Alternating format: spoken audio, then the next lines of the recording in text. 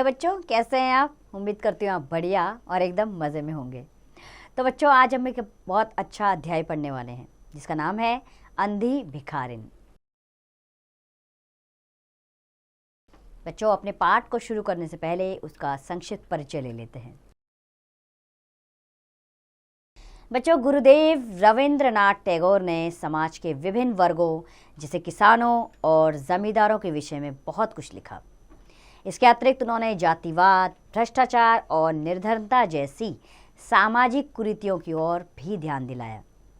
कविता, चित्रकला और संगीत के क्षेत्र में भी उनका विशेष स्थान है। प्रस्तुत कहानी में रविंद्रनाथ टैगोर ने मानवीय संवेदनाओं का सुंदर तथा सजीव वर्णन किया है। तो आइए अपने अध्याय को शुरू करते हैं और जानते हैं कि इस कहानी में क्या है। आखिर वह जानती थी कि मंदिर में आने वाले सहृदय अर्थात हृदय के साथ सहृदय और दयालु होते हैं। उसका यह अनुमान असत्य ना था, अर्थात उसका अनुमान झूठ, असत्य का अर्थात झूठ ना था। आने वाले 2-4 पैसे उसके हाथ पर रख ही देते थे। अंधी भिखारिन उनको दुआएं देती और उनकी सहृदयता को सराहने लगती, अर्थात उसकी सराहना करती थी, अर्थात तारीफ करती थी उनकी। स्त्रियां भी उसके पल्ले में थोड़ा बहुत अनाज डाल देती थी, अर्थात एक भिखारिन मंदिर के पास बैठी रहती थी और लोग आकर उसकी झोली में कुछ पैसे डाल देते थे। सुबह से शाम तक वह इसी प्रकार हाथ फैलाए खड़ी रहती। उसके पश्चात मन ही मन भगवान को प्रणाम करती और अपनी लाठी के सहारे झोपड़ी की राह पकड़ती। उसकी झोपड़ी नगर से बाहर थी। रास्ते में भी वह याचना करती जाती, याचना यानी विनती करती, अर्थात पैसे मांगने के लिए वह सबसे विनती करती, किंतु राहगीरों में अधिक संख्या सफेद वस्त्रों वालों की ही होती, जो पैसा देने की अपेक्षा झिड़कियां दिया करते थे, अर्थात उसे झिड़क देते थे कि कोई पैसा वैसा नहीं है हमारे पास तुम्हें देने के लिए। तब भी अंधी भिखारी निराश ना होती और उसकी याचना बराबर जारी रहती। झोपड़ी तक पहुंचते पहुंचते उसे 2-4 पैसे और मिल ही जाते। झोपड़ी के समीप पहुंचते ही एक 10 वर्ष का लड़का उछलता कूदता आता और उससे चिपट जाता। अंधी भिखारिन टटोल कर उसके माथे को चूमती। बच्चा कौन है, किसका है, इस बात से कोई परिचित नहीं था। 5 वर्ष पहले पास पड़ोस वालों ने उसे अकेले देखा था। फिर एक दिन संध्या के समय, संध्या यानी कि शाम के समय, संध्या के समय लोगों ने उसकी गोद में वह बच्चा देखा। वह रो रहा था। अंधी उसका मुख चूम चूम कर चुप कराने का प्रयत्न कर रही थी। ये कोई असाधारण घटना ना थी। अतः किसी ने नहीं पूछा कि बच्चा किसका है। उसी दिन से वह बच्चा अंधी के पास रहने लगा था। उसको वह अपने से ज्यादा अच्छा खिलाती और पहनाती थी। अंधी भिखारी ने अपनी झोपड़ी में एक हांडी गाड़ रखी थी। संध्या के समय जो कुछ पैसा मांग कर लाती उसमें डाल देती और किसी वस्तु से ढक देती, जिससे कि दूसरे व्यक्तियों की दृष्टि उस पर ना पड़े। खाने के लिए अन्न काफी मिल जाता था, उससे काम चलाती थी। पहले बच्चों को पेट भर खिलाती, फिर स्वयं खाती। रात में बच्चे को अपने वक्ष से लगाकर, अर्थात अपने सीने से लगाकर वहीं पड़ी रहती। प्रातः होते ही उसको खिला पिलाकर फिर मंदिर के द्वार पर जा खड़ी होती। यही उसकी दिनचर्या थी, अर्थात पूरे दिन का कार्यक्रम। भिखारिन का पूरे दिन का कार्यक्रम यही था। काशी में सेठ बनारसी दास बहुत प्रसिद्ध व्यक्ति थे। बच्चा बच्चा उनकी कोठी से परिचित था। उनकी कोठी पर हर समय भीड़ लगी रहती थी। कर्ज के इच्छुक तो आते ही थे, इच्छुक यानी इच्छा रखने वाले, अर्थात जो उनसे कर्ज लेने की इच्छा रखते थे वो तो आते ही थे, परंतु ऐसे व्यक्तियों का भी तांता लगा रहता जो सेठ जी के पास अपनी पूंजी धरोहर के रूप में रखने आते थे। धरोहर यानी कि उनकी अमानत के तौर पर, कि वो उसे सहेज के रखें और जब उन्हें जरूरत हो तो सेठ जी वो पूंजी उन्हें दे दे। सैकड़ों भिखारी भी अपनी पूंजी इन्हीं सेठ जी के पास जमा कर जाते थे। अंधी भिखारिन के पास भी काफी रुपए जमा हुए थे। हांडी लगभग पूरी भर गई थी। उसको शंका थी, शंका यानी कि अंदेशा था, शक था उसे। उसको शंका थी कि कहीं कोई उसके रुपए चुरा ना ले। एक दिन संध्या के समय अंधी ने वह हांडी उखाड़ी और अपने फटे हुए आंचल में छुपाकर सेठ जी की कोठी पर पहुंची। सेठ जी बही खाते के पन्ने उलट रहे। उन्होंने पूछा, क्या है बुढ़िया? अंधी भिखारिन ने उत्तर दिया, भीख मांगकर अपने बच्चे के लिए 2-4 पैसे इकट्ठे किए हैं, इन्हें अपनी तिजोरी में रख लो। सेठ जी ने मुनीम की ओर संकेत करते हुए कहा। संकेत अर्थात इशारा किया। संकेत करते हुए कहा सेठ जी ने कि बही में जमा कर लो। सेठ जी ने मुनीम जी से कहा कि ये पैसे बही में जमा कर लो, अर्थात बही खाते में रख लो इसे। फिर बुढ़िया से पूछा, तुम्हारा नाम क्या है? अंधी ने अपना नाम बताया। मुनीम जी ने नकदी गिनकर उसके नाम से रुपए जमा कर दिए। अंधी सेठ जी को आशीर्वाद देती हुई अपनी झोपड़ी पर चली गई। 2 वर्ष बहुत सुख के साथ बीते। एक दिन लड़के को बुखार ने घेर लिया। अंधी ने दवा दारू की, झाड़ फूक, टोने टोटके भी कराए, परंतु सब व्यर्थ। व्यर्थ अर्थात सब बेकार।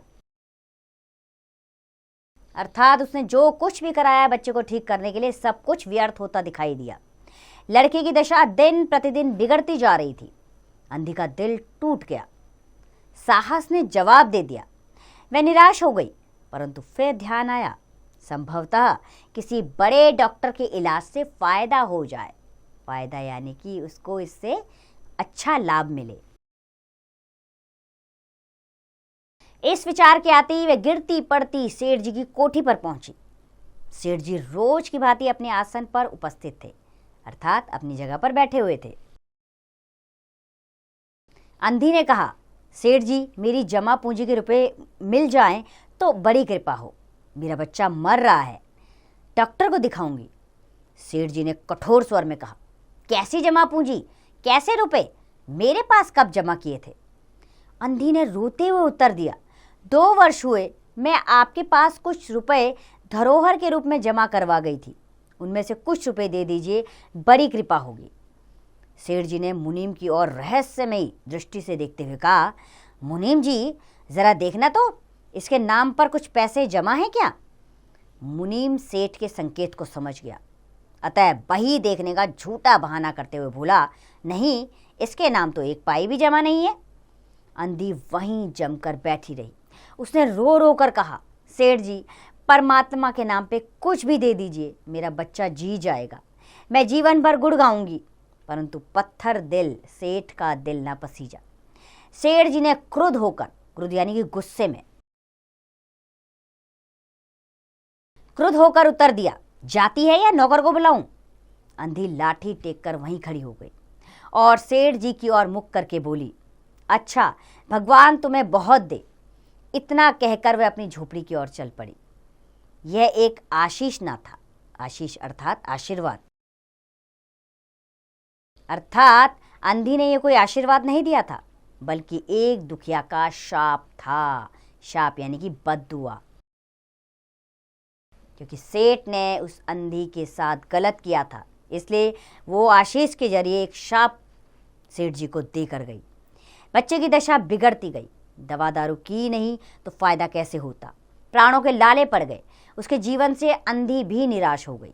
सेठ जी पर उसे रह रह कर क्रोध आता था। इतना धनी व्यक्ति है, 10-20 रुपए दे देता तो क्या चला जाता। फिर मैं उससे कोई दान तो मांग नहीं रही थी, अपने ही रुपए मांगने गई थी। सेठ जी से उसे घृणा हो गई। घृणा यानी कि नफरत हो गई उसे।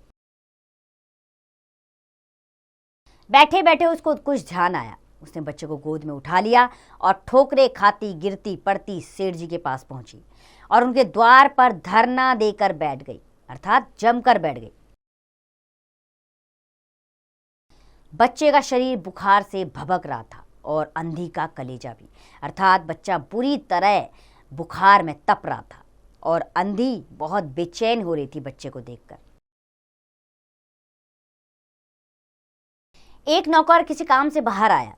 अंधी को बैठी देखकर उसने सेठ जी को सूचना दी। सेठ जी ने आज्ञा दी कि उसे भगा दो। नौकर ने अंधी से चले जाने को कहा, किंतु वह उस स्थान से ना हिली। मारने का भय दिखाया, पर वह टस से मस ना हुई, अर्थात वो एक जगह से दूसरी जगह भी ना गई। टस से मस होना था, बिल्कुल ना हिला। उसने फिर अंदर जाकर सेठ जी से कहा कि वह नहीं टलती। सेठ जी स्वयं बाहर आए, देखते ही पहचान गए। बच्चे को देखते ही उन्हें बहुत आश्चर्य हुआ। आश्चर्य यानी कि हैरानी हो गई। अचानक से सेठ जी की नजर बच्चे पे पड़ी तो वह हैरान हो गए कि उसकी शक्ल सूरत उसके मोहन से मिलती जुलती है। 7 वर्ष हुए जब मोहन किसी मेले में खो गया था। उसकी बहुत खोज की पर उसका कोई पता ना चला। उन्हें याद आया कि मोहन की जांघ पर लाल रंग का चिन्ह था, चिन्ह यानी कि निशान था। इस विचार के आते ही उन्होंने अंधी की गोद में लेटे बच्चे की जांघ देखी। चिन्ह अवश्य था किंतु पहले से कुछ बड़ा। उनको विश्वास हो गया कि बच्चा उन्हीं का मोहन है। उन्होंने तुरंत उसको छीनकर अपने कलेजे से चिपटा लिया। शरीर बुखार से तप रहा था। नौकर को डॉक्टर लाने को भेजा और स्वयं मकान के अंदर चले गए। अंधी खड़ी हो गई और चिल्लाने लगी, मेरे बच्चे को ना ले जाओ, मेरे रुपए तो हजम कर गए, अब क्या मेरा बच्चा भी मुझसे छीनोगे? सेठ जी बहुत चिंतित हुए और बोले, यह बच्चा मेरा है जो कि 7 वर्ष पूर्व कहीं खो गया था। पूर्व अर्थात पहले। सेठ जी ने अंधी से कहा कि यह तो मेरा बच्चा है जो 7 वर्ष पहले खो गया था, अब मिला है। अब इसको तुम्हें नहीं दूंगा और लाख यत्न करके भी इसके प्राण बचाऊंगा। यत्न यानी कि प्रयत्न करके। उन्होंने कहा, कुछ भी हो जाए लेकिन मैं अपने बच्चे के प्राण बचा के रहूंगा। अंधी ने जोर से ठहाका लगाया, तुम्हारा बच्चा है इसलिए लाख यत्न करके भी इसे बचाओगे? मेरा बच्चा होता तो उसे मर जाने देते, क्यों? यह भी कोई न्याय है? इतने दिनों तक खून पसीना एक कर करके उसको पाला है, मैं उसको अपने हाथ से ना जाने दूंगी। सेठ जी की अजीब दशा थी। दशा यानी कि उनकी हालत खराब थी। कुछ करते धरते नहीं बनता था। कुछ देर वहीं मौन खड़े रहे, फिर मकान के अंदर चले गए। अंधी कुछ समय तक खड़ी रोती रही, फिर वह भी अपनी झोपड़ी की तरफ चल पड़ी। दूसरे दिन प्रातःकाल प्रभु की कृपा हुई, यह दवा ने असर दिखाया। मोहन का बुखार उतर गया। होश आने पर आंखें खोली तो सर्वप्रथम यानी कि सबसे पहले सर्वप्रथम शब्द उसकी जबान से निकला, मां। चारों ओर अपरिचित यानी कि जिसको वो जानता नहीं था। अपरिचित शक्लें देखकर उसने नेत्र फिर बंद कर लिए। नेत्र अर्थात अपनी आंखें। उसने अपनी आंखें फिर से बंद कर ली। उस समय से फिर उसका बुखार बढ़ने लगा। माँ माँ की रट लगी हुई थी। डॉक्टरों ने जवाब दे दिया। सेठ जी के हाथ पांव फूल गए। चारों ओर अंधेरा ही अंधेरा दिखाई देने लगा। क्या करूं, एक ही बच्चा है, इतने दिनों बाद मिला भी तो मृत्यु उसको अपने चंगुल में दबा रही है, इसे कैसे बचाऊं? सहसा यानी कि अचानक सहसा उसको अंधी का ध्यान आया। नौकर को बाहर भेजा कि देखो कहीं वह अब तक द्वार पर ना बैठी हो, परंतु वह यहाँ कहाँ। सेठ जी ने फिटन तैयार करवाई और बस्ती से बाहर उसकी झोपड़ी पर पहुंचे। झोपड़ी बिना द्वार की थी। अंदर गए, देखा कि अंधी एक फटे पुराने टाट पर पड़ी है। उसके नेत्रों से अश्रु धारा बह रही है, अर्थात आंसुओं की धारा। सेठ जी ने धीरे से उसको हिलाया। उसका शरीर भी अग्नि की भांति तप रहा था। सेठ जी ने कहा, बुढ़िया, तुम्हारा बच्चा मर रहा है। डॉक्टर निराश हो गए हैं। रह रहकर वह तुम्हें पुकारता है। अब तुम ही उसके प्राण बचा सकती हो। चलो और मेरे नहीं, अपने बच्चे की जान बचा लो। अंधी ने उत्तर दिया, मरता है तो मरने दो, मैं भी मर रही हूँ। हम दोनों स्वर्गलोक में फिर से माँ बेटे की तरह मिल जाएंगे। इस लोक में सुख नहीं है, वहाँ मेरा बच्चा सुख से रहेगा। वहाँ मैं उसकी सुचारू रूप से देखभाल करूँगी। सुचारू अर्थात बिल्कुल आराम से और सही तरीके से। तो अंधी ने सेठ जी को कहा, बच्चा मरता है तो मरे, अब हम स्वर्ग में मिलेंगे। मैं अपने बेटे को अपने साथ स्वर्ग ले जाऊंगी और वहीं हम मिलेंगे। सेठ जी रोने लगे।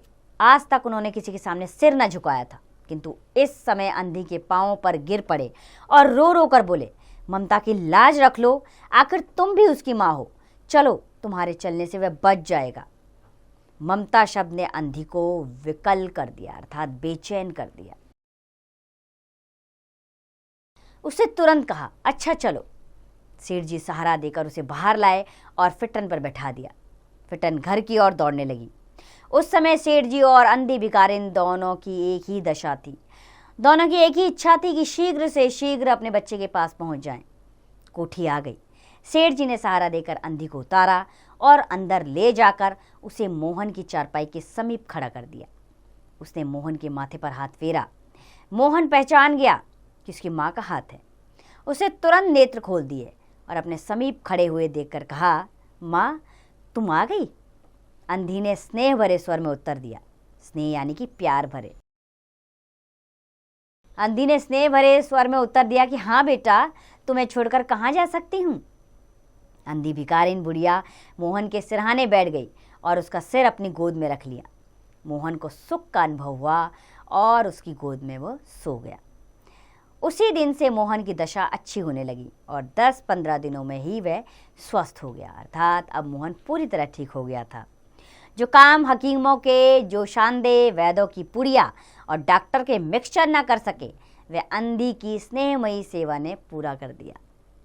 तो माँ में इतनी ताकत होती है। मोहन के पूरी तरह स्वस्थ हो जाने पर अंधी ने विदा मांगी। सेठ जी ने बहुत कहा कि वह उन्हीं के पास रह जाए, परंतु वह सहमत ना हुई। अर्थात वह इस बात को राजी नहीं हुई। वो वहां रहने के लिए राजी नहीं हुई और वहां से जाने लगी। विवश होकर सेठ जी को उसे विदा करना पड़ा। जब वह चलने लगी तो सेठ जी ने रुपयों की एक थैली उसके हाथ में दी। अंधी ने पूछा, इसमें क्या है? सेठ जी ने कहा, इसमें तुम्हारी धरोहर है, तुम्हारे वे रुपए, मेरा वे अपराध। अंधी ने बात काट कर कहा, यह रुपए तो मैंने मोहन के लिए इकट्ठे किए थे, उसी को दे देना। अंधी ने थैली वहीं छोड़ दी और लाठी देखती हुई चल पड़ी। बाहर निकलकर उसने फिर घर की ओर नेत्र उठाए। उसके नेत्रों से अश्रु बह रहे थे। अश्रु यानी कि आंसू। किंतु वह भिखारिन होते हुए भी सेठ से महान थी। इस समय सेठ याचक और वह दाता थी। याचक का अर्थ होता है मांगने वाला और दाता का अर्थ होता है देने वाला। अर्थात एक भिखारिन जो भीख मांग कर गुजारा करती थी, आज वो सेठ जी के लिए दाता बन गई। सेठ जी एक याचक बन गए, उसके सामने हाथ फैलाते रहे और भिखारिन मांग के भी एक दाता के रूप में उनके सामने खड़ी हो गई, क्योंकि उन्होंने उसके बच्चे को बचाया था, उसकी देखभाल की थी। सेठ जी इस बात को नहीं समझ सके, लेकिन जब अपने बच्चे की बारी आई तो उन्हें याद आया। लेकिन किसी और के बच्चे की बात आती तो वह इनकार कर देते, और यही किया उन्होंने भिखारिन के साथ। उसके पैसे देने से इनकार कर दिया था, जिससे उसका बच्चा मर सकता। तो बच्चों, ये कहानी हमें यह सीख देती है कि दुख सबका एक समान होता है, चाहे आपका हो चाहे मेरा हो। दुख में दुखी होता है इंसान, उसके मन को समझना चाहिए, उसकी पीड़ा को कम करने का प्रयास करना चाहिए, ना कि उसमें अपना लाभ, अपना स्वार्थ ये ढूंढते रहना चाहिए। इससे गलत इंसान और कोई नहीं हो सकता। दुखी इंसान की सेवा कीजिए, उसके दुख में उसके साथी बनिए और हो सके तो उसके दुख को दूर कीजिए। तो चलिए अब इस कहानी का, इस अध्याय का अभ्यास करें, आप स्वयं कीजिए।